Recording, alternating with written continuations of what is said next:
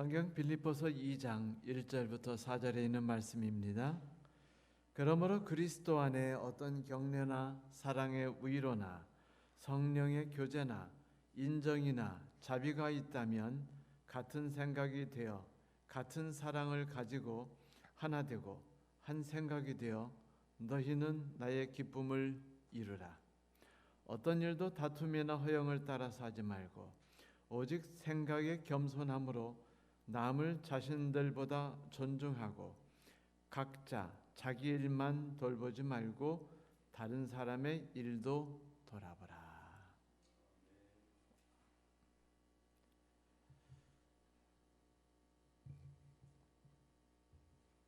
우리들은 성경에 의하면 우리들은 불가분의 관계의 존재들입니다. 서로 간에 나눌 수 없는 사람들로 표현되어 있죠. 자, 바울은 빌립보서 1장을 통해서 우리 인간들이 어떤 환경 속에서도 그리스도 안에서 가치 있는 삶을 살아가는 법에 대해서 이야기했습니다. 바울이 당한 환경을 그저 인간의 안목으로 본다면 불행으로 가득한 삶이었어요. 어떤 사람도 바울의 삶 속에서 불행하지 않은 것을 찾아볼 수가 없었습니다. 그가 꿈꾸는 것은 하나도 이루어지지 않았고, 그가 전도하려 나갈 때는 전도가 막히고, 원하지 않게 감옥에 갇혔으며, 그리고 하나님을 위해서 일하고자 했으나 그것들이 온전히 이루어지지 않았죠. 그는 자기의 눈이 매우 좋지 않은 상태에 있었기 때문에 하나님께 기도했었습니다. 오 하나님, 제 눈 좀 고쳐주세요. 그렇게 되면 제가 좀 더 나은 그리스도인으로 복음을 좀 더 잘 전하는 사람으로 서지 않겠습니까? 그런데 하나님께서 그 작은 부탁도 들어주지 않으셨죠. 많은 사람들이 그리스도인이 되어서 꿈꾸는 것은 축복입니다.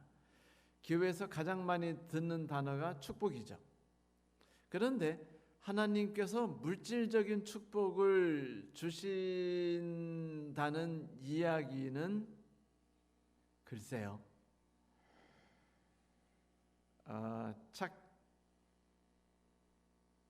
찾아볼 수는 있겠지만 하나님께서는 우리에게 물질적 축복을 주는 것을 그다지 좋아하지 않으시고 관심이 없으시다는 것을 우리는 성경을 통해서 결국은 깨닫게 됩니다. 실망하게 되죠. 사실 성도 여러분, 물질적인 축복을 받는다는 것은 우리가 아무리 많은 물질적 축복을 받는다 할지라도 물질적 축복을 받기를 원한다면 교인이 되는 것보다 교인이 안 되는 게 나아요. 그렇지 않습니까? 교인이 안 되면 교인이 안 된 사람이 갖고 있는 물질 축복과 교인이 된 사람들이 갖고 있는 물질 축복이 누가 더 확실히 제대로 받았을까요? 예를 들면 이병철 씨, 그분 물질 축복 엄청 받으셨죠. 교인이었습니까? 정주영 씨, 물질 축복 엄청 받았습니다. 교인이었습니까? 그러면 마이크로소프트 회사의 빌 게이츠는요? 테슬라 회사 회장은 아무도 하나님을 믿지 않는 사람들인데 물질적 축복을 있는 대로 다 쓸어 담았어요. 그런데 우리가 교회에 와서 물질적 축복을 갈구하는 것은 처음부터 실수한 거예요. 물질적 축복을 받기를 바란다면 가장 쉽고 빠른 방법이 뭔지 아세요? 교인이 되는 것을 포기하는 겁니다. 버리는 거예요. 어떤 경우도 하나님이 건강의 축복을 주지 않으시고 물질적 축복을 주지 않으셔요. 그거는 우리가 어떻게 살아가느냐에 의해서 결정될 뿐이지 하나님 기도한다고 하나님이 그런 축복을 주시는 예는 특별히 있었죠. 히스기야 기억나시죠? 암에 걸렸습니다. 하나님이 너 죽을 거라고 말씀하셨어요. 그러자 히스기야가 울면서 낫게 해달라고 했습니다. 히스기야가 나섰습니다. 복 받았습니까? 저주였습니까? 저주였어요.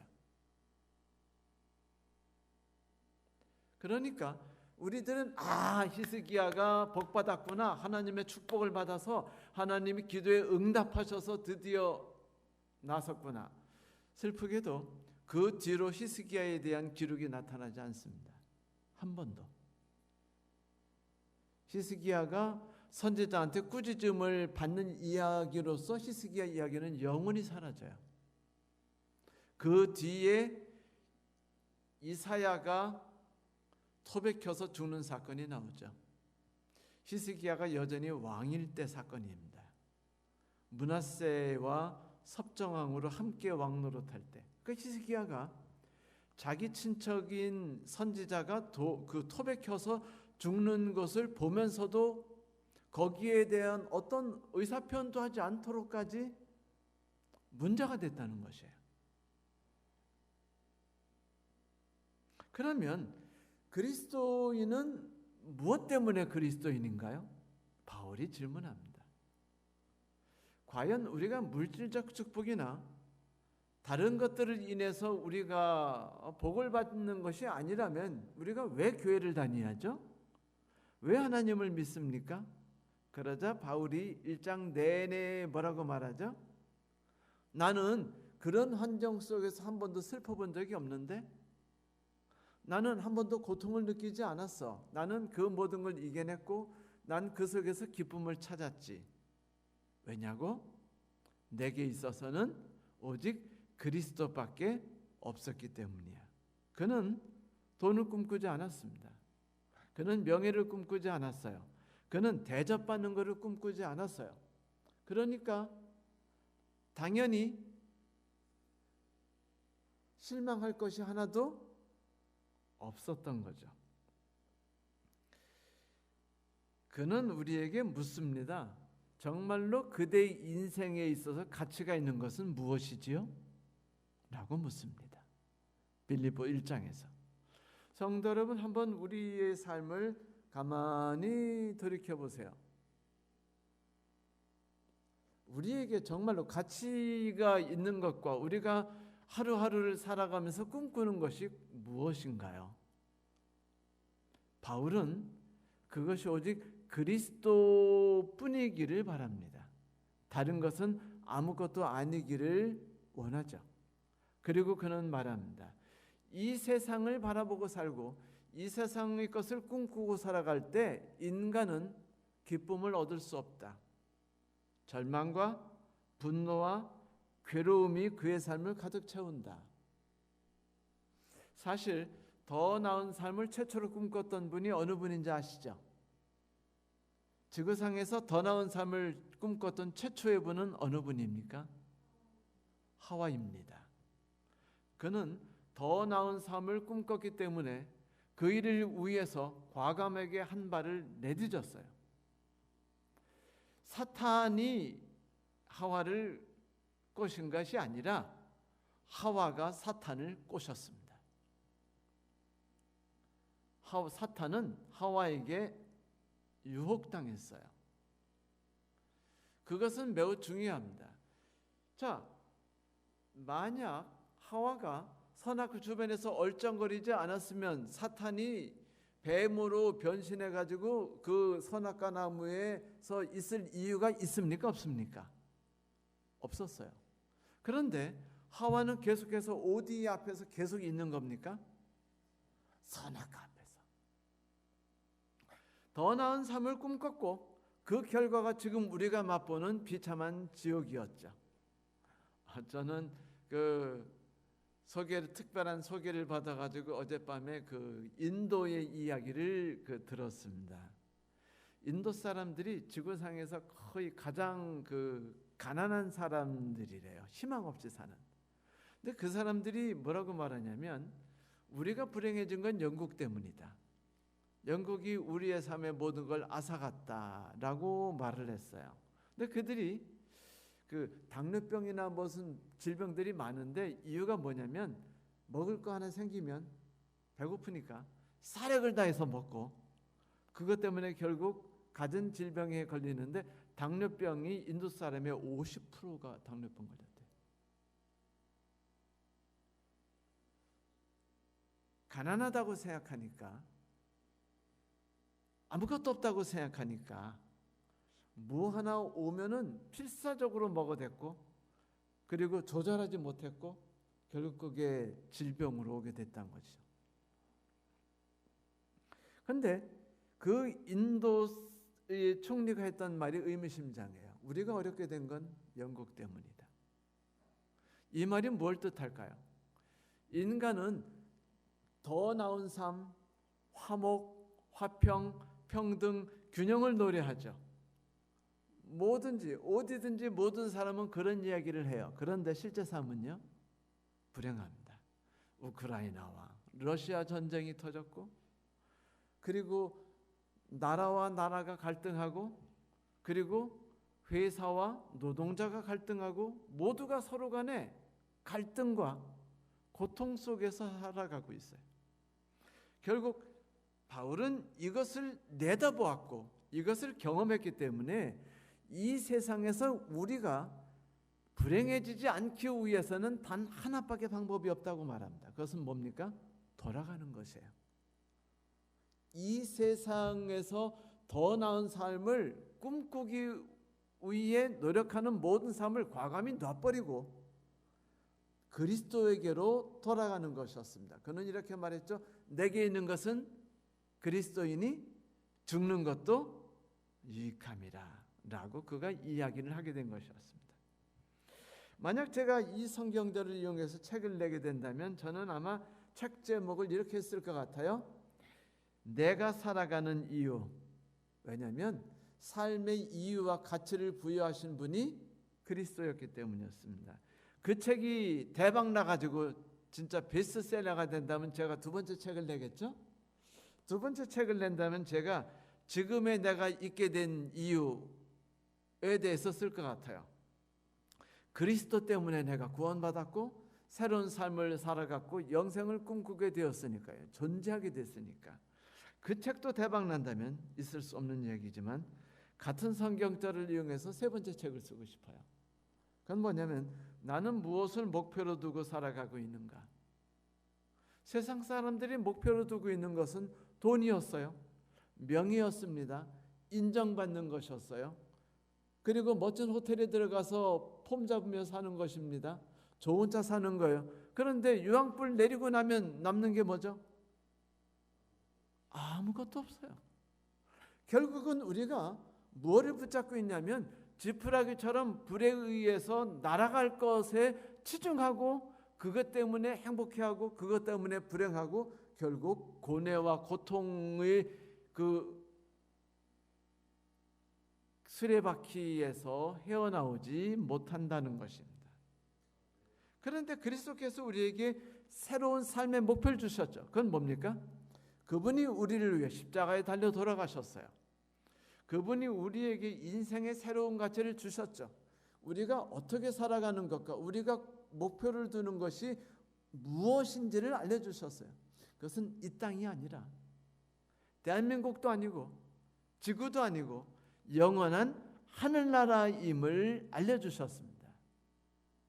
그리고 그는 말해요. 이 삶이 우리가 생각하도록 만만하지 않다.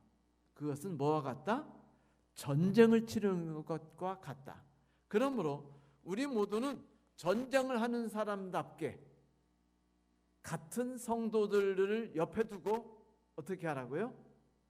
방패를 두고 맞서 싸우면서 적을 맞댄 것처럼 긴장하고 하루하루를 살되 그대의 옆에서 그들을 지지하고 도울리는 같은 그리스도인밖에 없다는 것을 명심하라라고 말했습니다. 죽으나 사나 누구밖에 없다고요? 그리스도인 외에는 없다 라고 말하면서 1장을 맞춥니다. 그러면서 사도 바울은 이제 2장을 쓰기 시작해요. 2장에서 사도 바울은 무슨 이야기를 하고 싶을까요? 그는요, 인간의 삶에서 기쁨을 빼앗아 버리는 두 번째 요인에 대해서 이야기 시작합니다. 자, 인간의 삶에서 기쁨을 빼앗아 버리는 게 뭐죠? 도둑이 환경이었어요.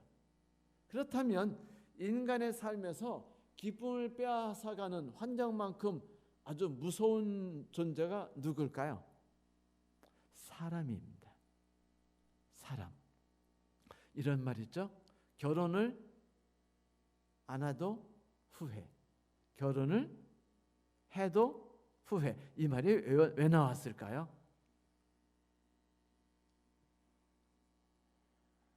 성도 여러분, 결혼해가지고 행복하다는 사람은 솔직히 없습니다. 단지 립서비스로 할 뿐이에요. 저는 행복합니다. 그런데 실제 가장 친한 사람하고 전화할 때는 울면서 나는 불행하다니 힘들다느니 진짜 윈수를 만나서 하루하루가 지옥 같다느니 두고 보라는 둥 내가 꼭 제 은퇴하는 날 내가 이혼을 해가지고 뻔때를 보여주게 이게 자연스럽게 우리 입에서 왜 나오죠?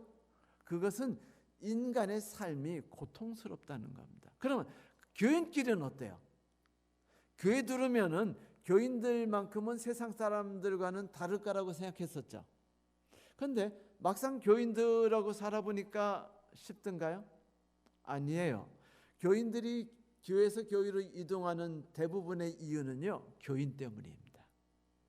상처를 받았기 때문이에요. 그렇다면 그러면 교인이 나빠서인가요?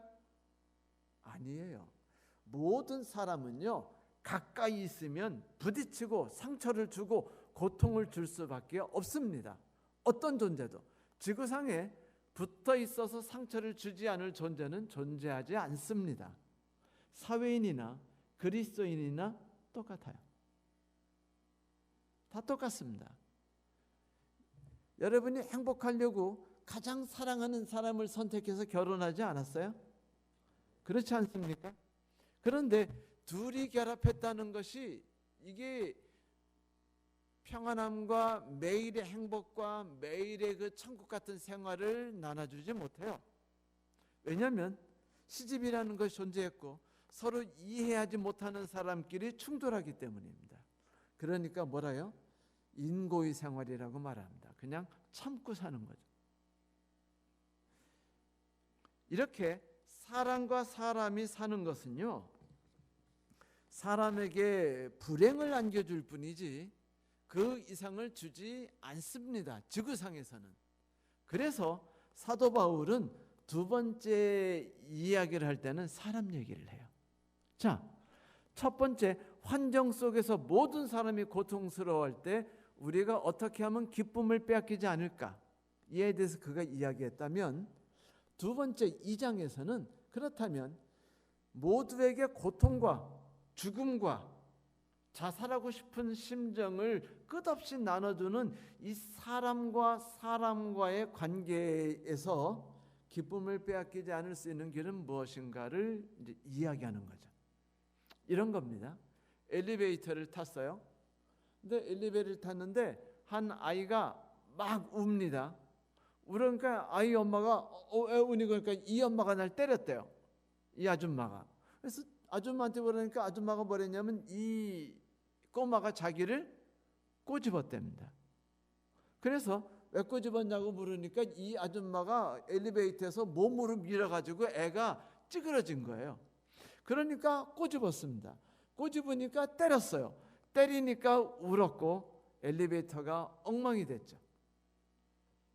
이게 사람들이 의도하든 의도하지 않든 간에 인간의 삶은 서로에게 상처를 주고 고통을 주는 것이 자연스럽다는 것이에요. 그게 지구에 살아가는 사람들은 누구든지 거기서 피할 수 없었습니다. 예수님의 제자들은 어떨까요? 피했나요? 한 번도 못 피했습니다. 예수님의 제자들이 맨날 실망했어요. 성령을 맛봤냐고요? 그들이 귀신은 내쫓았는지 모르죠. 그런데 성령을 맛봤습니까? 아니에요. 그들은 예수님 십자가에 달려 돌아가시기 며칠 전까지도 어떻게 했던 사람들이죠? 서로 피 터지게 싸웠습니다. 서로에 대해서 정치 같으면 어떤 거죠?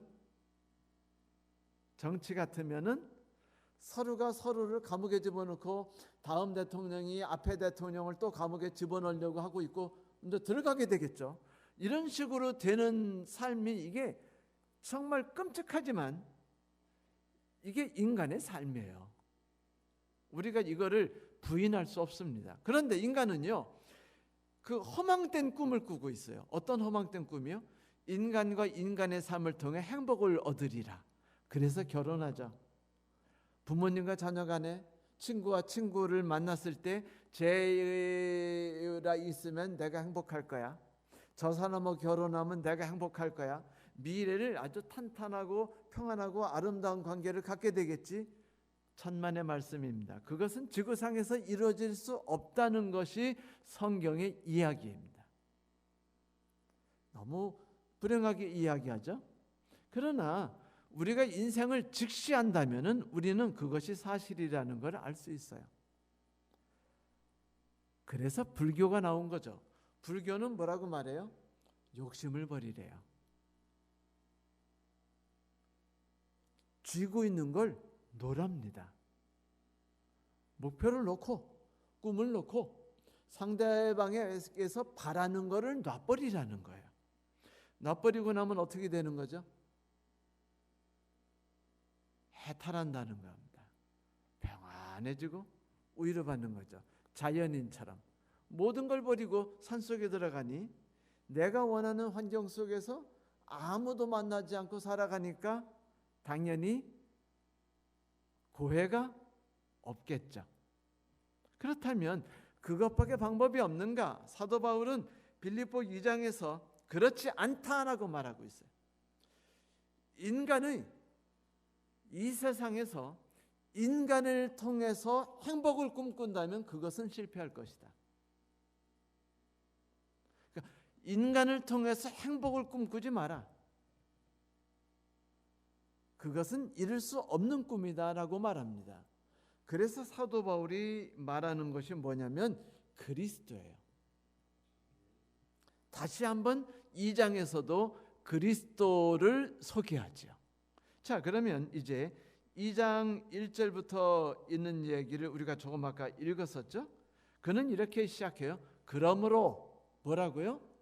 그러므로라고 말한 것은 빌립보서 1장 후반부에 나왔던 이야기를 가지고 이제 시작하는 겁니다. 그러므로 만약 우리들이 그리스도와 연합함 속에서 어떤 격려를 받았다면, 우리가 그분의 사랑으로부터 위로를 얻었다면, 우리가 성령 안에서 교제의 행복을 느꼈다면, 그리고 우리가 인자함과 자비, 평안함을 가지고 있다면, 누구에 대해서 불쌍히 여기는 마음을 갖게 됐다면 이렇게 시작해요. 이게 뭐냐면은 그리스도에게서만 얻는 이야기입니다. 그러니까 1장에서 이렇게 말하죠. 내게 있어서 하나밖에 없다. 내가 살아있는 이유는 그리스도다. 죽어도 그리스도다. 그리스도 때문에 태어났고 그리스도 때문에 오늘 살아가며 그리스도 때문에 내일을 꿈꾼다라고 이야기했죠. 그러니 죽음도 나에게는 하나도 잃은 것이 없다. 오히려 모든 것을 얻었다라고 말했어요. 이 세상 사람들은 죽으면 얻는 게 있습니까? 아니에요. 모든 걸 다 잃어버립니다. 아파트? 산 거? 다 잃어버리고 갈 뿐이에요. 그러면 도대체 우리가 뭐를 위해 애쓴 것인지, 하늘에 가지 못한 상태에서 아파트는 얻었는데 하늘에 가지 못하고 지옥불에 벌벌 끓는다면 결국 우리가 얻는 게 뭔가요? 아무것도 없는 거예요. 이게 고통이죠. 그러므로 우리가 이런 고통을 당하지 않기를 바라시기 때문에 예수께서 우리의 관심을 지금 돌려보려고 하는 거예요. 사도 바울이. 자, 너희들이 격려를 얻고 싶으냐? 그것은 그리스도와 연합함을 통해서만 얻을 수 있다 라고 말했어요. 2장 1절에서. 두 번째, 너희들이 위로를 얻고 싶으냐? 그리스도의 사랑을 통해서만 너희들이 위로를 얻을 수 있다. 누군가를 통해서 위로를 얻을 생각을 아예 포기하라는 겁니다. 그거는 있을 수 없는 허망한 꿈을 꾸는 거라는 거예요. 그리스도 외에 우리에게 위로와 격려를 주실 리는 없다고 사도 바울은 분명히 2장 1절에 말하고 있어요. 그리고 인간이 진정한 교제라는 것을 느끼고 맛보고 싶은가? 그것도 성령 안에서만 가능하다는 것이에요. 이 이야기를 했을 때 우리가 볼 때 만약 우리가 뭐뭐 하거든 이라고 말했지만 이것은요 두 가지 의미를 갖고 있어요. 그리스어로. 첫 번째는 만약 우리가 그리스도 안에서 격려를 얻었거든 이라고도 볼 수 있지만은 그것은 또다시 어떻게도 볼 수 있냐면 우리가 그리스도와 연합했기 때문에 우리가 격려함을 받았다. 그러니까 이렇게 해석할 수 있다는 것입니다. 두 가지 해석이 둘 다 가능해요. 그러면 지금 사도 바울은 우리가 격려를 받을 수 있고 우리가 위로를 얻을 수 있으며 우리가 교제를 받을 수 있는 건 오직 그리스도와 성령밖에 없다고 분명히 단언하고 있어요. 그리고 그 결과 우리 마음에 생기는 것은 이웃에 대한 동정심입니다. 그런데 사람들이 이웃에 대한 동정심을 갖기가 쉬운가요? 힘든가요? 힘들죠. 우리는 누구에 대해 동정심 갖고 있는지 아세요? 텔레비를 보고 동정심을 갖습니다. 책을 보고 동정심을 받아요. 신문을 보고 웁니다. 그런데 내 남편을 보면 성질이 나고 교인을 보면은 우라같이 밀고 그리고 같이 있는 직장 동료 때문에 인생 살고 싶지 않아요. 결국 뭐냐면 우리가 누구를 동정한다는 것은 어디서만 가능하냐면 그분이 나에게서 멀리 떨어져 있을 때만 가능해요. 무슨 말인지 아시죠? 나하고 부딪히는 사람에게 동정심을 주기는 하늘의 별따기처럼 힘들다는 겁니다. 결국은 우리가 사랑한다 혹은 누구를 불쌍히 여긴다라고 하는 건 다 거의 가짜예요. 환상이고 허망입니다. 뭐냐면 나하고 부딪히지 않는 사람에 대해서만 그게 가능해요. 멀리 전화로만 서로 이야기를 나누는 친구들, 그들에게는 동질감이 느끼고 우정과 이해를 할 수 있어요. 그러나 그가 만약 나하고 1m 안에서 부딪히게 된다면 그때는 왼수가 되는 겁니다. 그러면 그리스도인이 왜 세상 사람들보다 우리에게 기분 나쁘게 되느냐? 그리스도인이 세상 사람들보다 더 가까이서 지내기 때문이에요. 만약 그리스도인도 세상 사람들처럼 좀 멀리 떨어지면 우리가 세상 사람들보다 그리스도인이 더 나은 게 없어라는 생각을 하지 않겠죠. 왜냐하면 그리스도 안에서 하나니까. 그런데 가까이 있다 보니까 서로 상처를 주고 서로 상처를 받습니다. 그러니까 사도 바울이 말하는 겁니다. 위로를 얻길 바라느냐? 격려를 얻길 바라느냐? 마음의 동정심이 진정으로 생기는 부딪히는 삶 속에 그걸 얻기를 바라느냐? 그 원천을 누구에겐가에서 얻으려고 하지 마라. 오직 그리스도를 통해서만 그것을 얻으려고 하라 라고 말했습니다. 그것은 사실을 말한 거예요. 왜냐하면 우리는 이 세상에서 사람 관계를 통해서 그것을 얻을 수 없다는 것을 알고 있기 때문입니다. 인정하지 않을 뿐이지 알고 있어요. 그래서 인간의 삶은 고통인 겁니다. 그래서 인간의 삶이 고뇌인 거예요. 그래서 인간의 삶이 힘든 겁니다. 하루의 삶이 평안하지 않았죠? 눈물이 나는 삶과 불안함과 두려움과 분노, 좌절이 우리의 삶을 가득하게 채우지 않았습니까? 신문을 보세요. 이태원 사건 하나 가지고도 분노, 누군가를 감옥에 쳐넣고 싶은 생각들밖에 없어요. 이것이 지금 뭘 이야기하느냐면 인간의 삶에 사랑하자고 말하지만 실은 속으로는 분노하겠다라고 생각하는 겁니다. 결국 인간의 생에서 그거를 기대하지 마라 라고 말하는 게 사도 바울의 이야기예요. 여러분 어떻게 하시겠습니까? 그런데도 이 세상에서 그걸 얻기를 바라시나요? 아니요. 그것은 포기하십시오.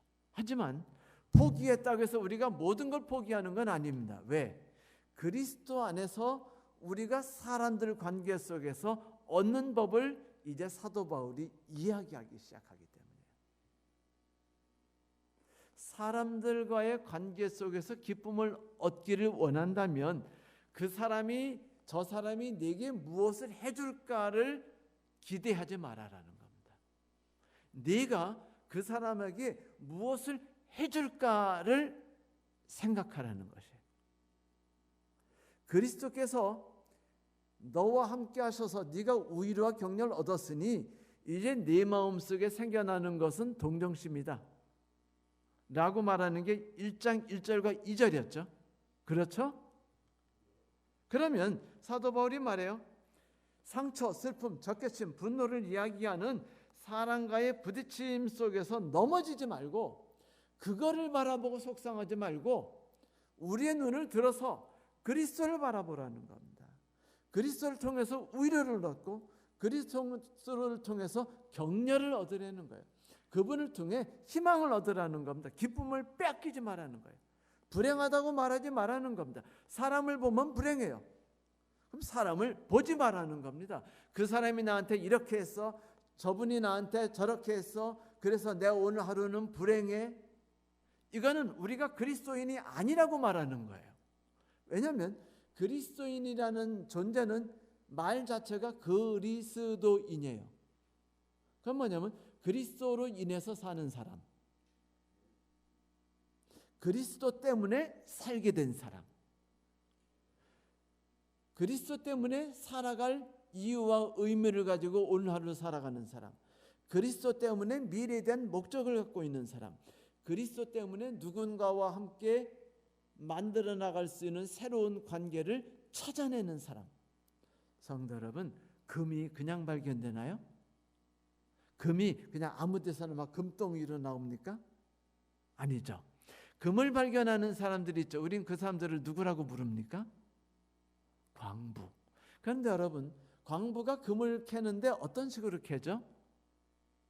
고통스럽게 땅속에 들어가서 얼굴이 시커멓게 되면서 그 수많은 그거를 막 캐요. 금맥을 캡니다. 그러면 그게 순도 100% 금입니까? 아니면 순도 뭐 한 10%나 뭐 20% 금입니까? 순도 몇 프로 금이겠죠. 그러면 그걸 다 꺼내와요. 그 다음에 이 사람들이 절망합니까? 아, 그냥 흙덩어리구나 하고 절망하나요? 그렇지 않아요. 그들은 희망을 찾습니다. 여기에 뭐가 있어? 금이 있어라고 생각하죠. 그래서 그는요 95%의 흙을 통해서 실망하지 않고 5%의 금을 인해서 희망을 갖고 기뻐해요. 이것이 태도입니다. 태도가 사람의 삶을 기쁨에 가득 찬 삶을 살아가게 하느냐 아니냐를 결정합니다. 그러면 이제 한 가지를 정리하고서 넘어가죠. 성도 여러분, 그리스도인이 행복을 추구하는 것은 성경적인가요? 비성경적입니까? 비성경적입니다. 성경은 행복에 대해서 한 단어도 표현하지 않았어요.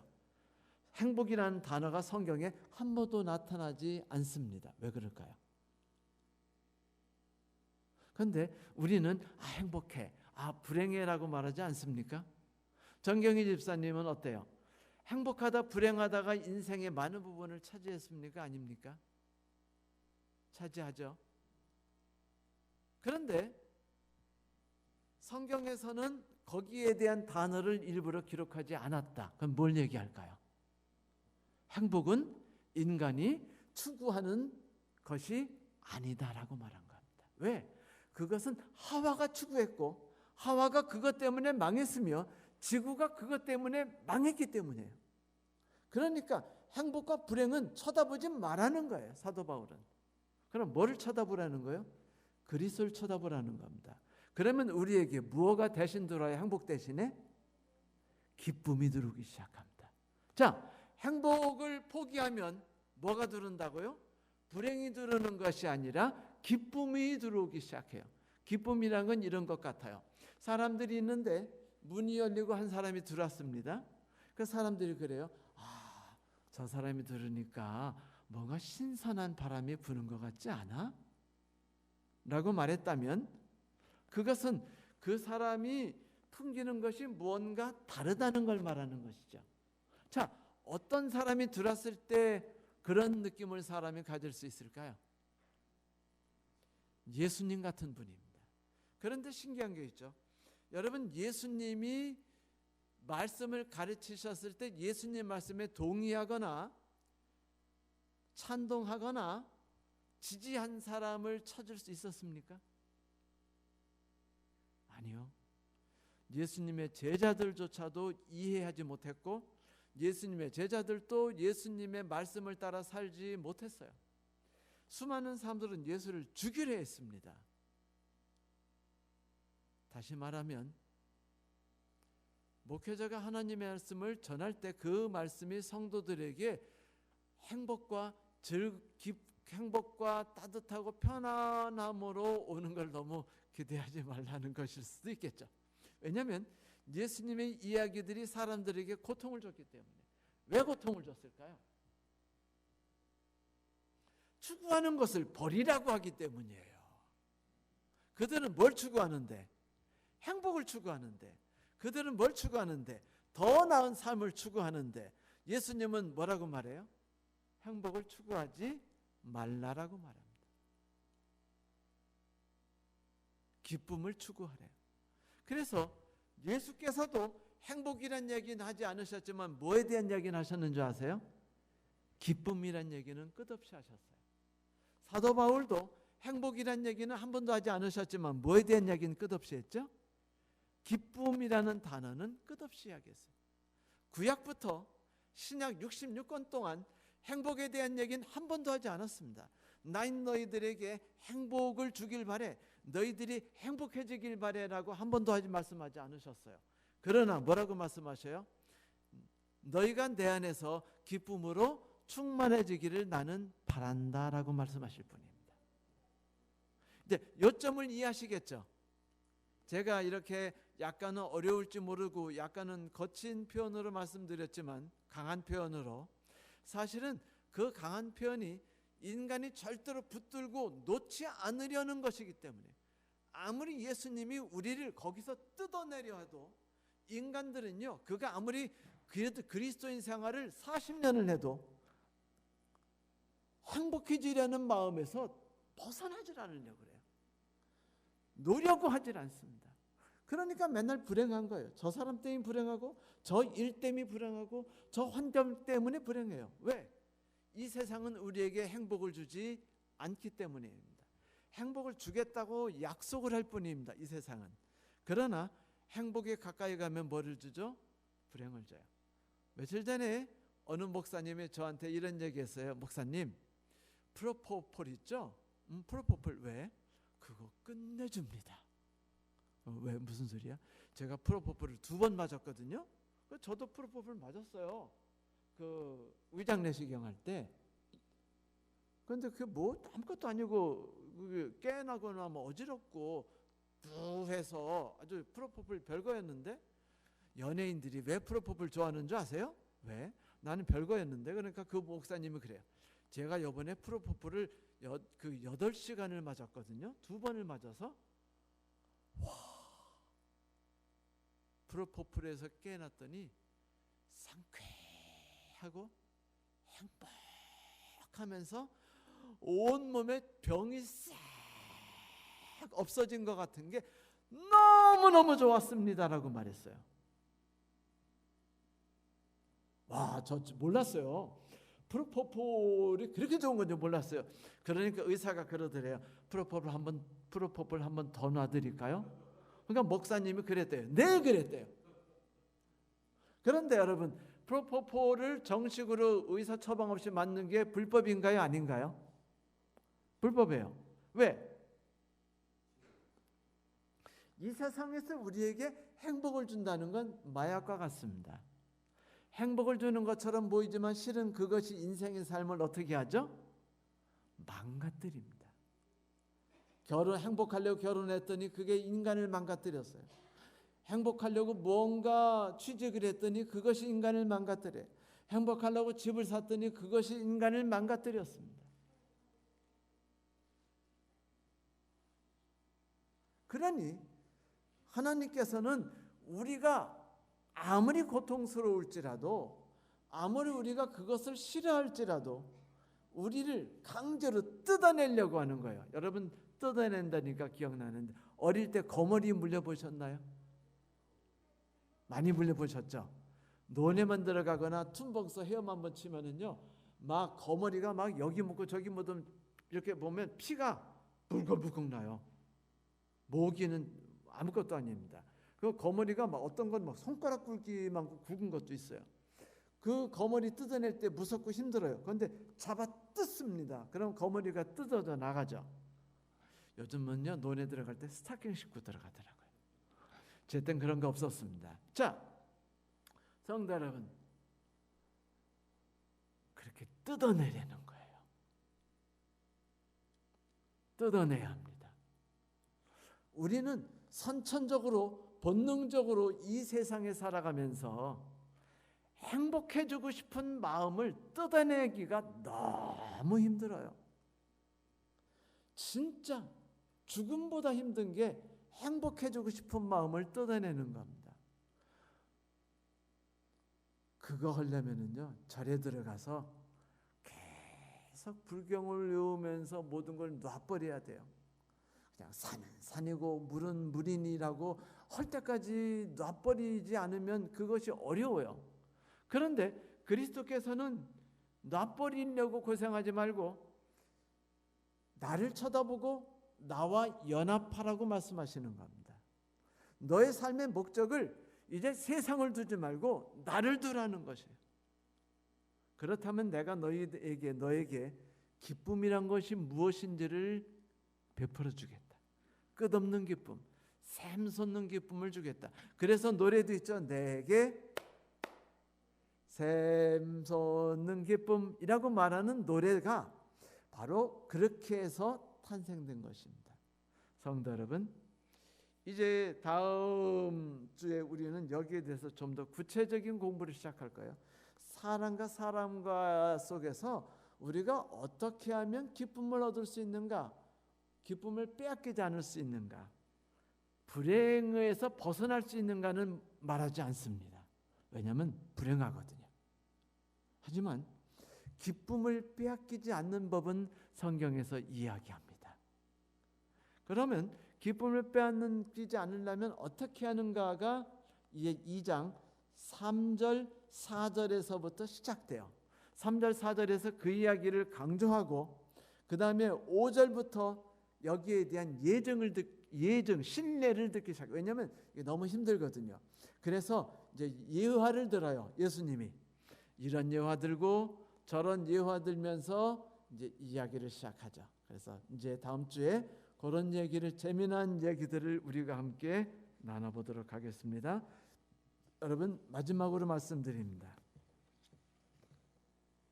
잊지 마십시오. 그리스도인은 행복을 찾아 나서는 사람이 아니라 기쁨을 찾아 나서는 사람들입니다. 행복을 찾고 있는 걸 놀려고 하면서 그리스도를 바라보는 사람들이죠. 그래서 세상 사람들과 다릅니다. 그것이 무엇인지를 맛볼 수 있는 저와 여러분이 되시길 바랍니다. 말씀 마치겠습니다.